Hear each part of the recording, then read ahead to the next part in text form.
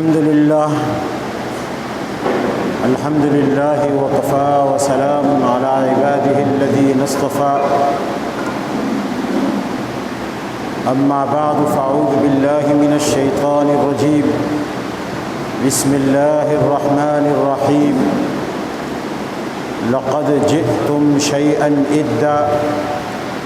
تكاد السماوات يتفطرن منه وتنشق الأرض وتخر الجبال هدا صدق اللہ العظیم۔ 10 جون 2022 اور 10 ذوالقعدہ 1443 ہجری کو ہم اور آپ جامعہ ربانیہ ناظم آباد کراچی میں جمعۃ المبارک کے حوالے سے جمع ہیں۔ گزشتہ دنوں ہمارے پڑوس میں ایک افسوسناک واقعہ پیش آیا کہ ہندوستان میں ایک خاتون نے سرعام برملا نبی کریم صلی اللہ علیہ وسلم کی شان مبارک میں گستاخی کی ہے۔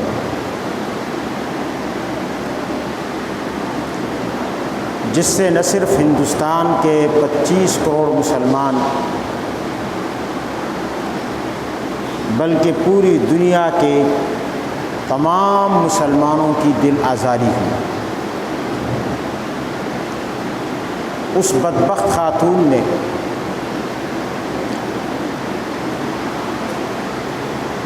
جس کا مقدر اس کے اپنے دھرم کی وجہ سے دنیا کی آگ ہے اور دین اسلام کے رد کرنے کی وجہ سے آخرت میں جہنم کی آگ ہے، اپنی بدنصیبی پر مہر ثبت کرتے ہوئے اس عظیم ہستی کی شان میں گستاخی کی ہے جو نہ صرف پوری دنیا کی محسن ہے بلکہ خود اس خاتون پر بھی اس ہستی کے احسانات ہیں۔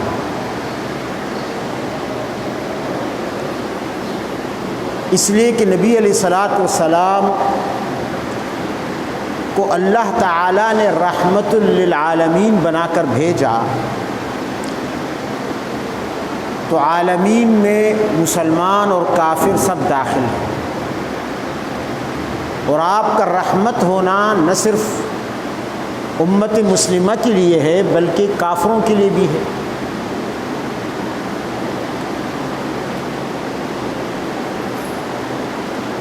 اسی رحمت کی وجہ سے باوجود اس کے کہ یہ خاتون اور اس جیسے اور لوگ ایک سیکنڈ زندگی کی مہلت کی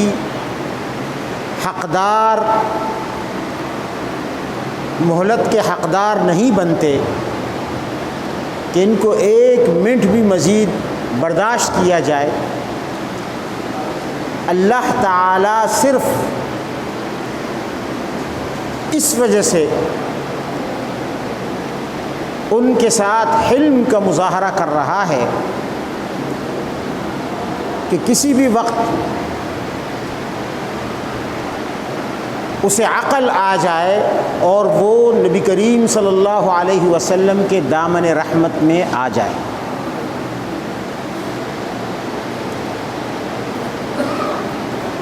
ایک انسان کی سب سے بڑی بدقسمتی اور بدبختی یہ ہے کہ وہ اللہ کے غضب کو للکارے، اللہ کے قہر کو دعوت دے۔ اللہ غیور ذات ہے، اپنے نبی پر، اپنے دوستوں پر جس طرح وہ غیرت کھاتا ہے کائنات میں اس کی مثال نہیں ملتی، مگر دوسری طرف چونکہ وہ رحمان بھی ہے تو اپنی صفت رحمانیت کی وجہ سے وہ فوری پکڑ نہیں کرتا، جس سے انسان دھوکے میں آ جاتا ہے۔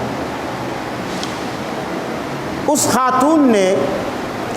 نبی کریم صلی اللہ علیہ وسلم کی حرمت، آپ کی عزت پر حملہ کیا اور بدترین گستاخی کی اور سرعام کی، لیکن سوال امت مسلمہ سے ہے کہ امت مسلمہ اتنی بڑی تعداد رکھنے کے باوجود، فوجیں رکھنے کے باوجود، ہتھیار رکھنے کے باوجود، جہاز اور ٹینک رکھنے کے باوجود، F-16 اور معراج اور مگ اور پتہ نہیں کیا کیا رکھنے کے باوجود، 1 ارب ہونے کے باوجود پوری دنیا میں گاہے بگاہے وقتاً فوقتاً نبی کریم صلی اللہ علیہ وسلم کی عزت اور ناموس پر حملہ ہوتا ہے۔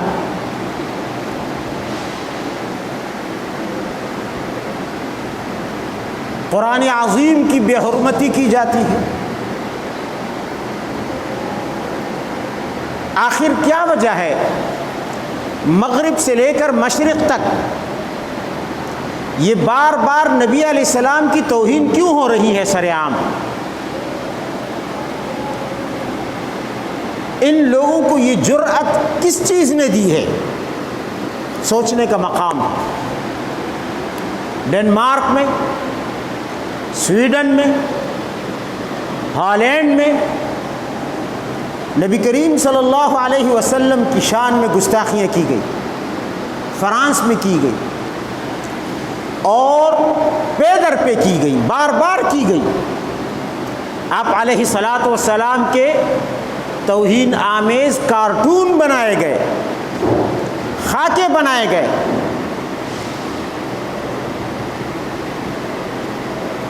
یہ جرأت کس نے ان کو دی؟ پھر ہندوستان کی ایک خاتون، ایک ہندو خاتون جس کے آباء و اجداد 800 سال تک مسلمانوں کے محکوم رہے، آج اس کو یہ جرأت کس چیز نے دی ہے کہ وہ سرعام نبی کریم صلی اللہ علیہ وسلم کی میڈیا پر توہین کرے؟ کل کوئی اور کتا،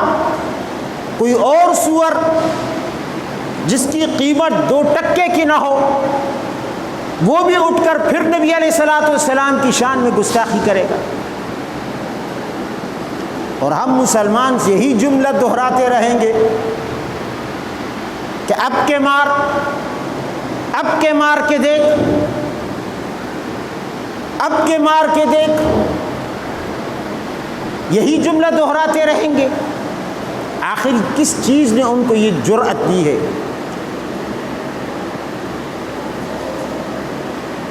اتنی بڑی طاقت کے باوجود وہ ہم سے ڈر نہیں رہے، وہ ہم سے خوف نہیں کھا رہے، ان کے دلوں میں ہمارا رعب نہ رہا، دبدبہ نہ رہا۔ یہ ایک سوال ہے پوری امت سے۔ نبی علیہ الصلوۃ والسلام کی گستاخی معمولی بات نہیں ہے، اس سے پوری دنیا پر عذاب آ سکتا ہے، جس میں کافر تو کافر، گستاخ تو گستاخ، پوری دنیا کا ایک بھی سانس لینے والا متنفس جاندار انسان ہو، حیوان ہو، مسلمان ہو، کافر ہو، اس عذاب سے نہ بچ سکے۔ یہ اتنی بڑی بات ہے کہ تکاد السماوات یتفطرن، آسمان پھٹ جائیں، زمین شق ہو جائے، آسمان اور زمین اپنا وجود برداشت نہ رکھ سکے، اور امت مسلمہ صرف احتجاج تک محدود رہے، واویلا تک محدود رہے؟ ہائے بزدلی! اس بزدلی نے ہمیں کہاں تک پہنچا دیا، اور ہم کس ذلت کے گھڑے میں گریں گے مزید؟ کیا اس سے آگے بھی ذلت ہوگی؟ امام مالک رحمہ اللہ نے فرمایا، جب پوچھا گیا آپ سے، حضرت امام سے پوچھا گیا کہ امام بتائیے اس شخص کے ساتھ کیا کیا جائے جو نبی علیہ الصلاۃ والسلام کو گالی دے، جو نبی علیہ الصلاۃ والسلام کو برا بلا کہے؟ امام نے اس سوال کرنے والے کی طرف دیکھ کر عجیب جواب دیا، فرمایا ما بقاء امت بعد شتم نبیہا، اس امت کے زندہ رہنے کا فائدہ کیا ہے؟ وہ کس طرح زندہ رہ سکتی ہے جس کے نبی کو گالی دی گئی ہو؟ بھلا وہ امت پھر بھی زندہ رہے گی، وہ پھر بھی ہنستی مسکراتی رہے گی، کھاتی پیتی رہے گی، سوتی رہے گی، اپنے کاموں میں مشغول رہے گی، جس کے نبی کی حرمت کو چیلنج کیا گیا ہو، جسے گالی دی گئی ہو، جسے برا بلا کہا گیا ہو؟ پھر یا تو وہ گستاخ نہ رہے یا پوری امت نہ رہے۔ ایسی بے غیرت امت کے ساتھ کیا کرنا ہے؟ ایسی بزدل امت کے ساتھ کیا کرنا ہے جس کے نبی کو گالی دی گئی؟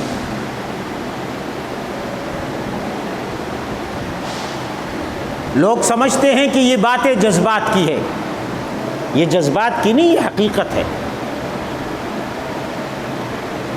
اگر امریکہ پینٹاگون اور ورلڈ ٹریڈ سینٹر میں مرنے والے خنزیر اور سور اور کتوں سے بدتر گنتی کے چند افراد کے انتقام کے لیے ہزارہ میل دور افغانستان پر حملہ کر سکتا ہے اور اپنے ہزاروں فوجیوں کی قربانی دے سکتا ہے، اپنے ٹینکوں کی قربانی دے سکتا ہے، اپنی دولت اور اپنے ڈالرز کی قربانی دے سکتا ہے، صرف اس لیے کہ ان چند کتوں کا انتقام لیا جائے جن کی اللہ کے نزدیک خنزیر سے بھی نچلا مقام ہے، نچلی حیثیت ہے، خنزیر بھی ان سے اونچا مقام رکھتا ہے۔ ان کے کفر کی وجہ سے ایسے چند گنتی کے لوگوں کے انتقام کے لیے وہ تو آنن فانن افغانستان پر حملہ آور ہو، عراق پر حملہ آور ہو، شام پر حملہ آور ہو، اینٹ سے اینٹ پجا دے، پاکستان میں مداخلت کر کے آ جائے اور یہاں کارروائیاں چھپی کرے، چھپ کر کارروائیاں کرے، صرف ان چند لوگوں کے انتقام کی خاطر۔ کیا نبی علیہ الصلوۃ والسلام کی عزت ان چند لوگوں کے خون کے برابر بھی نہ رہی؟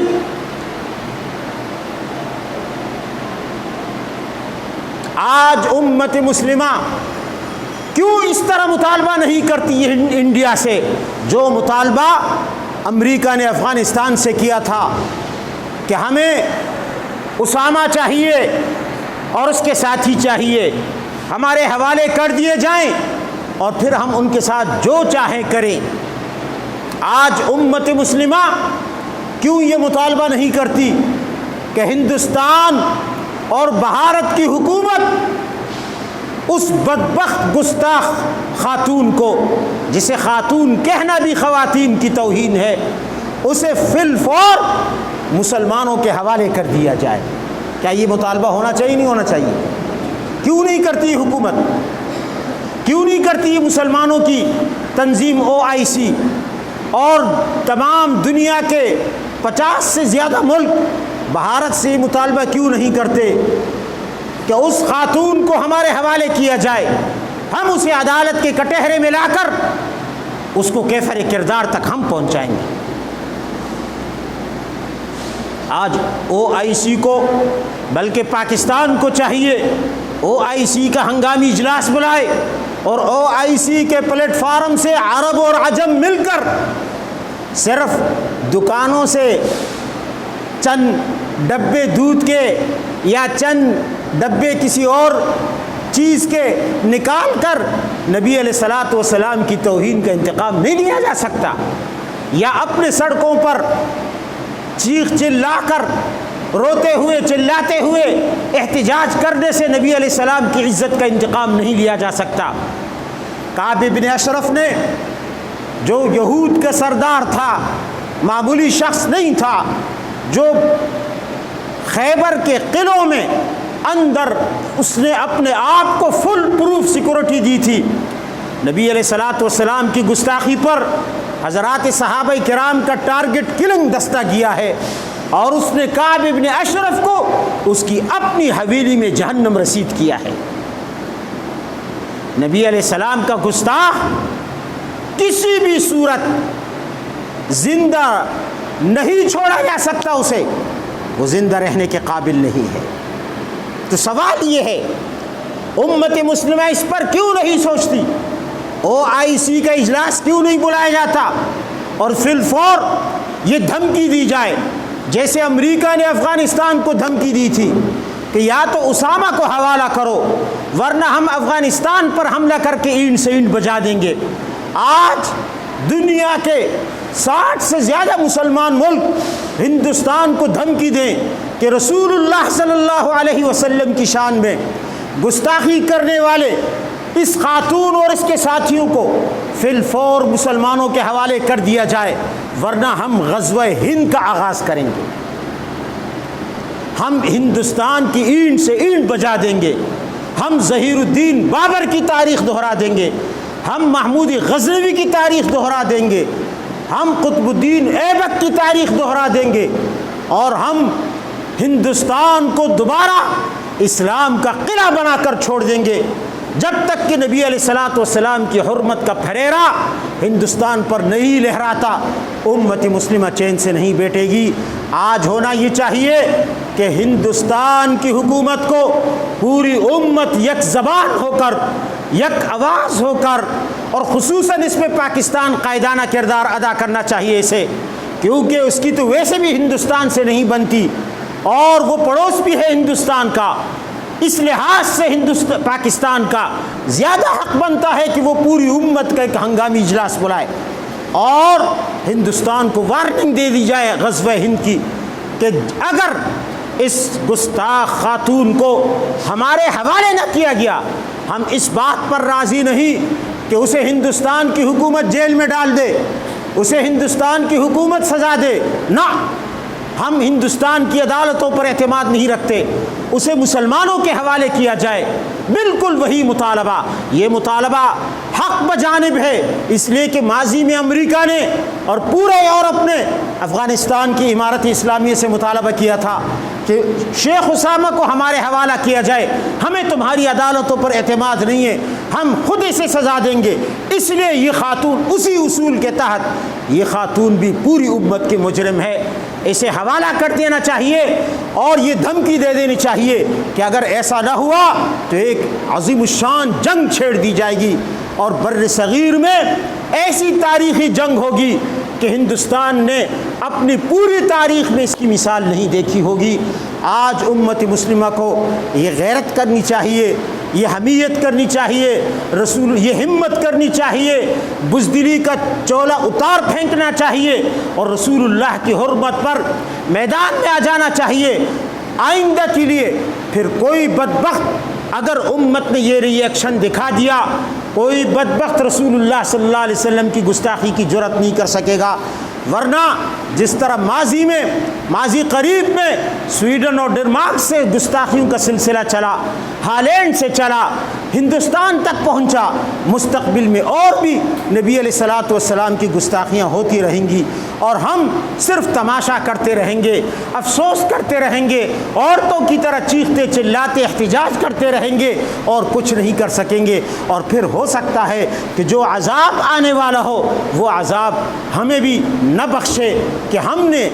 اپنا فریضہ ادا نہیں کیا. ہم رسول اللہ صلی اللہ علیہ وسلم کی حرمت پر کٹ مرنے کے لیے ہم میدان میں نہیں اترے. اس لیے اس عذاب سے بچنے کے لیے اس امت کا یہ فریضہ ہے کہ وہ فی الفور نبی علیہ الصلوۃ والسلام کی اس گستاخی کا نوٹس لے. آپ حضرات اس کی تائید کرتے ہیں؟ کرتے نہیں کرتے؟ بھائی ہاتھ اٹھا کے کریں. ہاں بالکل یہ تائید ہونی چاہیے. اور یہ ہماری چھوٹی سی آواز ہے جو اس چھوٹی سی جگہ سے، لیکن اللہ کے لیے بعید نہیں ہے کہ اللہ اسے دنیا کے کونے کونے میں پہنچا دے اور امت مسلمہ کی بیداری کا سبب بنا دے. اللہ تعالی ہمیں نبی علیہ الصلوۃ والسلام اور دین کی عزت پر کٹ مرنے کا جذبہ عطا فرمائے. وآخر دعوانا ان الحمد للہ رب العالمین.